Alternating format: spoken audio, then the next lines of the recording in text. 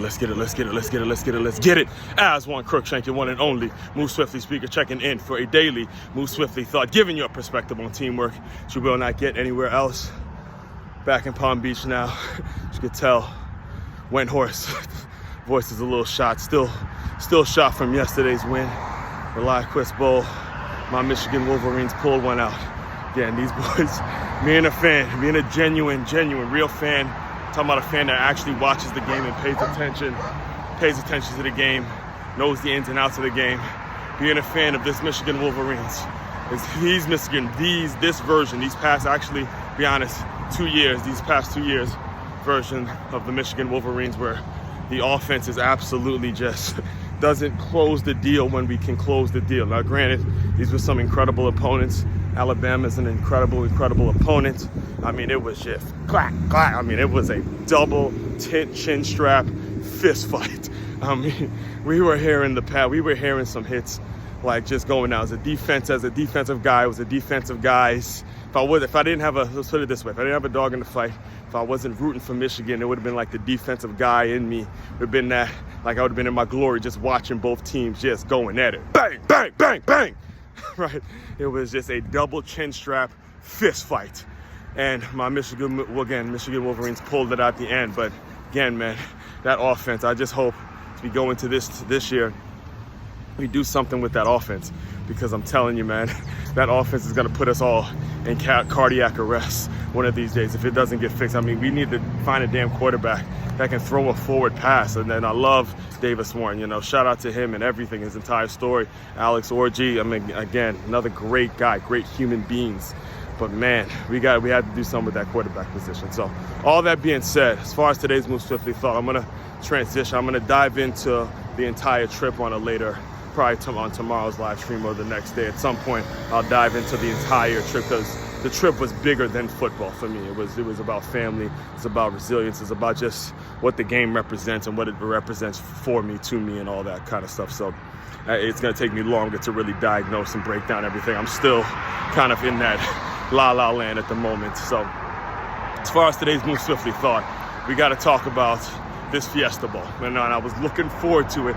Looking forward to watching the Fiesta Bowl, Penn State versus Boise State, because there's a lot of lessons that I'm going to be able to teach you in regards to how the game works and how you need to be applying the things that you see in the game. Now, I'm not talking about the mainstream media, because again, the mainstream media, when it comes to the game of football, what we are seeing, what's playing out in front of our very eyes, is that they pay attention to the wrong things. They pay attention to the things that are going to get the typical fan excited, going to make for highlight reel stuff. We're going to get sponsors and, going to be able to bring in advertisement and all that kind of stuff. That's what their job is. What I'm telling you here on this channel, on this platform, is how to use the game, to watch the game, to analyze it and break it down and see how you can take some of these lessons and these tools and apply them to your business.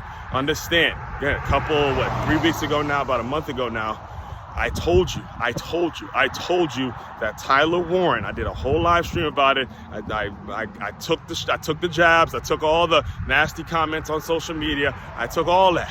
And I stood by and I said, Tyler Warren is the most outstanding player in college football. He is the best player for his team. And look who's Heisman pick, Tyler Warren, whose Heisman pick is actually moving on versus and again, we're going to show a lot of respect to Ashton Gentry, and we're going to show a lot of respect to Travis Hunter for their talent and their ability. 1,000%. They are skilled players who can do a whole lot, and they're going to go on to have great futures and be solid NFL players, in my opinion. But they cannot block for themselves. They cannot block for themselves. Understand, I believe it was 3 touchdowns? Yeah, 3 touchdowns. Penn State scored 3 touchdowns, and the rest were field goals, right? Or was it 4 touchdowns? It was I think it was 4. I think it was 4 touchdowns, yeah, because it was 31 to whatever Boise State had. It was pretty much a blowout that Penn State blew out Boise State. It was close, throughout the game, but for the most part, Penn State pretty much dominated the game because they were able to dominate the run game. All right, if you didn't know anything about football, that was the first time you watched the game, you would have thought that Penn State's running backs were the ones who were up for the Heisman versus the one who was actually up for the Heisman. And why is that? I'm telling you why. Because he can't block for himself.